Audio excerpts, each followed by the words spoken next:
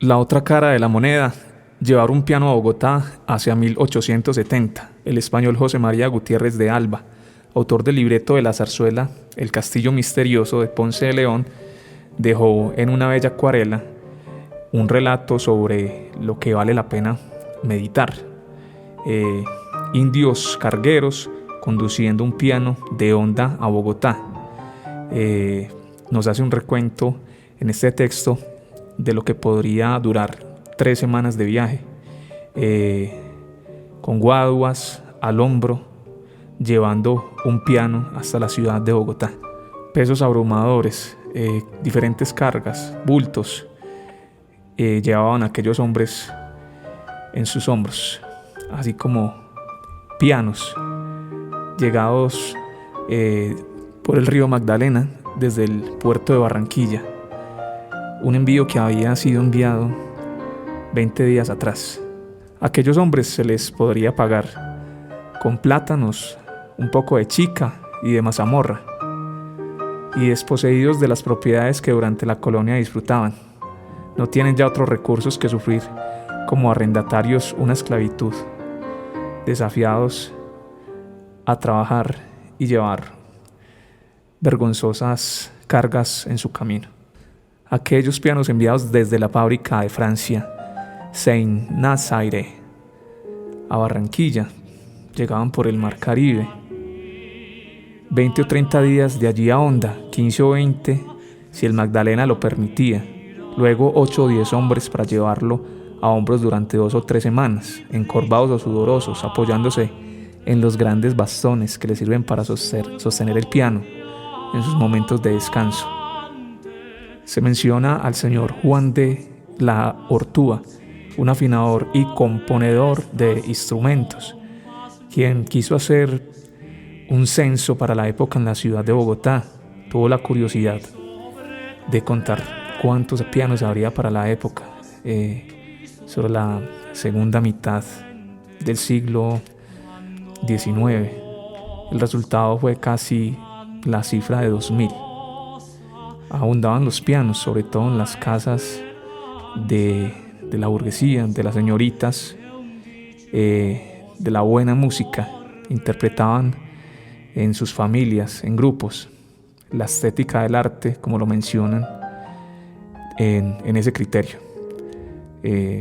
interpretando danzas de salón, las sonatas de Mozart o Beethoven. Aún escuchaban Wagner entre las teclas y tentando a las muchachas amigas de lo desconocido y lo maravilloso. Luego vendían las muchedumbres de polcas, valses, pasillos y bambucos, turbas llenas de ilusiones que nunca salen de la clase de cachifá. No quieren aprender más que los nominativos. Comienzan entonces esta dinámica en Bogotá de las personas a aprender teoría, a tocar escalas y ejercicios.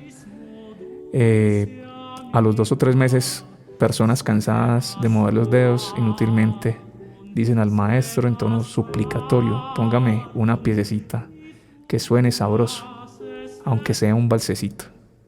Escuchemos.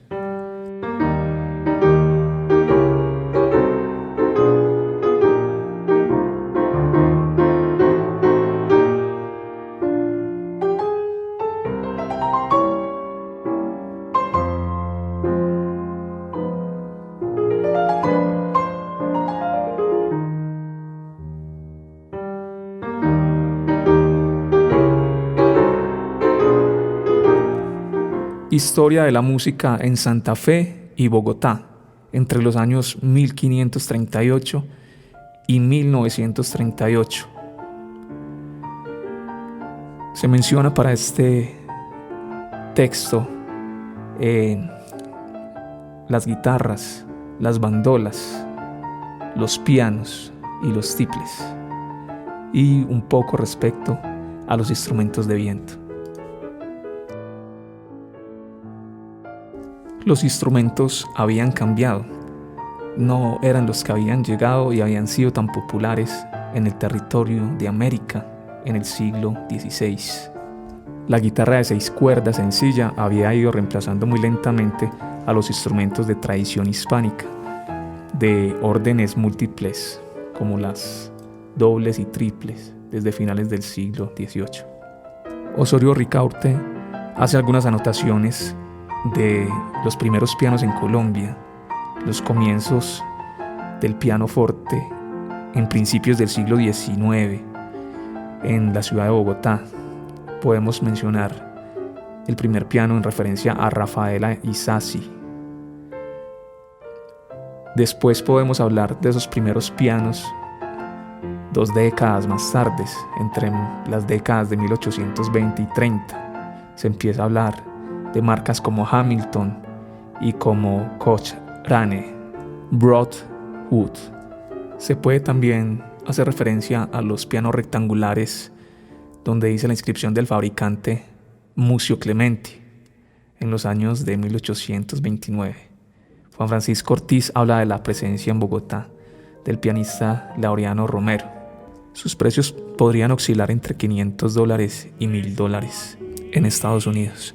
Caicedo Rojas, en su artículo de 1886, afirman que en Bogotá, en 1803, no había más de 4 pianofortes, y 40 años después, para 1843, ya el número se contaba en más de 150. Se hace referencia a David McCormick como uno de los primeros fabricantes de pianos en Bogotá. Varios instrumentos verticales y rectangulares, todos del mismo estilo, a principios del siglo XIX. En 1848 ya encontramos el piano inglés, avalado en 450 pesos, entre los bienes de una educada dama que leía a Walter Scott y obras francesas. Podemos ver este piano en este bello óleo de Torres Méndez. Podemos ver para la época anuncios publicitarios como los que hacía el almacén de los Silva, promocionando pianos de marca Apollo, comparándolos con ventajas sobre los pianos Steinway y Weber. O como la casa de Gumersindo Perea sobre pianolas y player pianos, Kingston.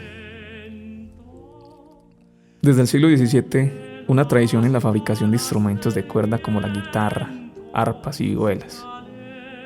En las primeras décadas del siglo XIX empezaron a importarse la marca Lacote en París. En el archivo de Perdomo Escobar encontramos esta fotografía.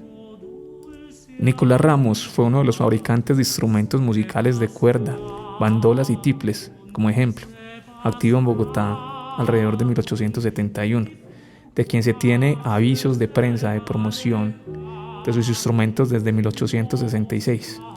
Allí se anunciaba como el mejor constructor de tiples y bandolas que se conocían. Por los mismos años y para estos instrumentos se publicó en 1867 el método completo para la bandola y el tiple de José de Viteri. Podemos observar en esta fotografía la bandola que se usaba en el momento no era lo que conocemos hoy. Se trataba de un instrumento pequeño en forma de guitarra, con 4 órdenes de cuerdas dobles, afinados con las notas sol, re, la y mi.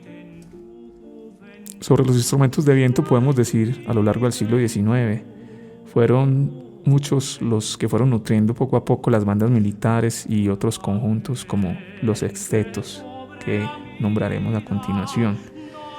Los músicos de la ciudad se habían familiarizado con los clarinetes, las trompas, todo lo relacionado con las bandas militares, todo eso que había quedado de la guerra de independencia. Los batallones extranjeros trajeron lúcidas bandas de música, y en esta época se renueva ese gusto o esa orientación de la música militar, y mucho de ello se logra con el uso de nuevos y mejores instrumentos de viento. Por ejemplo, ya para 1822 se podría mencionar instrumentos de viento como los pífanos y las flautas. También se hace referencia a bombardinos, un saxhorn, flautas pícolos, Saxotromba. El único conjunto de la ciudad que durante un tiempo funcionó con el modelo europeo de los conjuntos de música incidental y de baile fue el Sexteto de la Armonía, surgido en Bogotá en 1860 a instancia de la llegada de los músicos de la familia Di Arciardi con una de las compañías de ópera que visitó el país. También hubo otra dinámica de nuevos instrumentos. En la primera mitad del siglo XIX se creó una nueva familia de instrumentos musicales. Algunos funcionaban con vibración de lengüetas metálicas. Se habla de fuelles de mano o de pedal. Se habla, por ejemplo, de el acordeón y del armonio. Podemos hablar también de que empezaban a figurar en la capital en 1870 y 1875 armonios de diferentes tipos. Al igual que toda la dinámica referente al órgano, está muy ligada al desarrollo del piano en Colombia. Podemos empezar también por mencionar el acordeón de botones. Órganos de madera, relacionado con los armonios o llamados armonios. La familia de las dulzainas o armónicas, riolinas o violinas. Su uso se fue generalizando a lo largo del siglo XX, refiriéndonos a casos muy particulares. Al igual que algunos instrumentos de percusión como los cascabeles, los bombos, los redoblantes, aunque en este texto no se profundiza mucho sobre ello. Gracias.